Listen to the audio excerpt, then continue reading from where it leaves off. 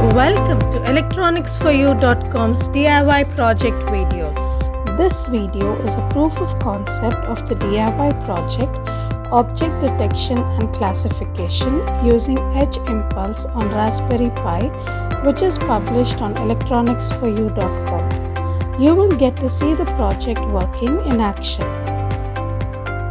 Seeing that this project works would give you the confidence to invest your time and energy in developing it. Let me explain key parts of the project that you will learn more about while working on it. This project uses Edge Impulse to train an ML model and integrate it with Raspberry Pi. This project can recognize objects the way humans do by acquiring live video and images.